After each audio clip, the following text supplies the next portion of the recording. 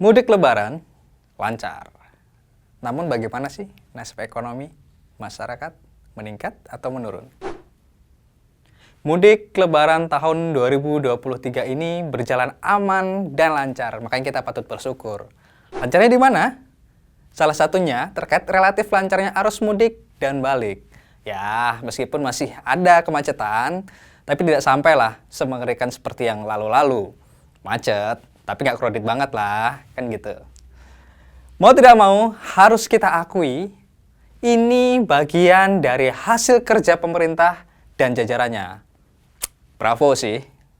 Menurutku, pemerintah tahun ini lumayan mengeluarkan kebijakan yang tepat untuk libur lebaran. Misal, ada kebijakan cuti bersama, rekayasa lalu lintas, seperti one way, ganjil genap, sampai tutup jalan tol.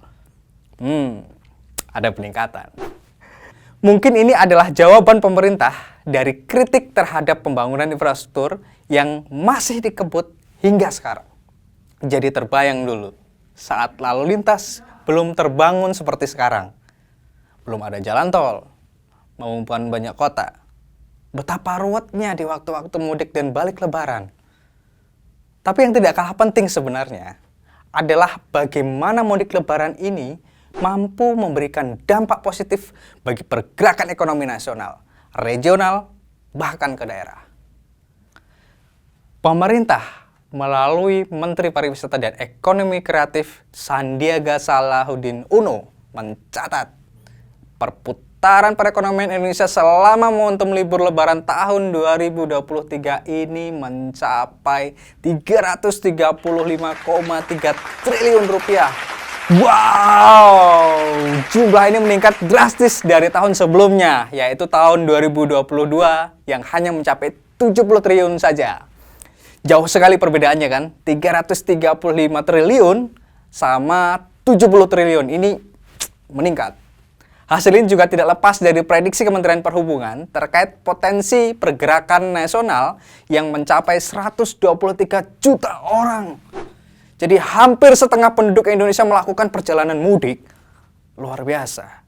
Jumlah perputaran ekonomi itu didapat dari hasil survei yang melibatkan 1.045 responden dari 30 Maret hingga 28 April 2023, di mana rata-rata pengeluaran saat libur lebaran mencapai 2, juta per orang. Dari 2,7 juta itu, pengeluaran terbesar digunakan oleh transportasi sebanyak 23%.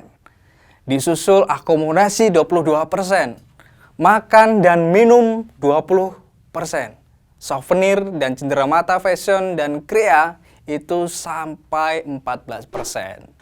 Maka tidak heran kalau Sandi bilang ini sebuah momentum menjadi lokomotif kebangkitan ekonomi di tanah air. Karena memang banyak sektor yang terkena dampak langsung dari aktivitas mudik ini.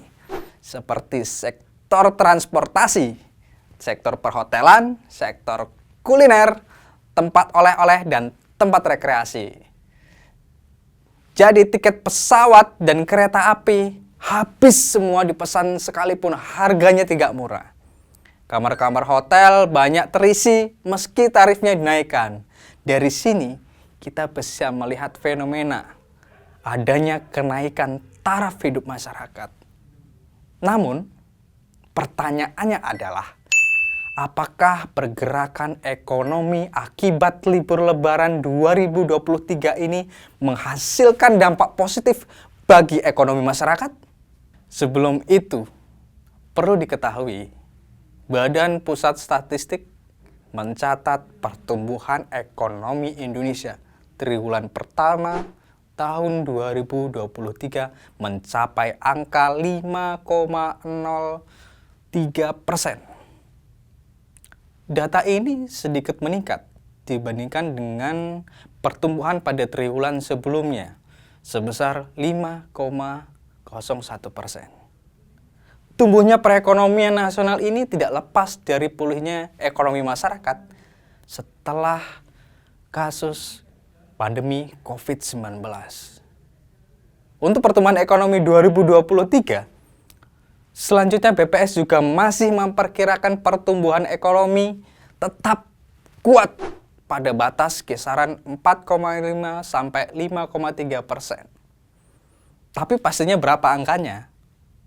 Saat ini pemerintah pusat bersama Bank Indonesia, BPS, dan pemerintah daerah sedang melakukan perhitungan. Nanti kita tunggu seperti apa perhitungannya. Selain itu, Econom Center of Economic and Law Study Bima Yudhistira Adinegara memperkirakan ekonomi Indonesia pada kuartal 2 akan mencapai 4% hingga 4,5% secara year on year. Hal itu didukung oleh pergerakan ekonomi saat libur panjang Lebaran, serta diperbolehkannya masyarakat melaksanakan mudik. Dampak itu dinilai cukup besar kepada perekonomian nasional. Jadi, menurut Anda, akankah mudik memberikan dampak positif bagi ekonomi masyarakat atau justru sebaliknya? Berikan pendapat kalian.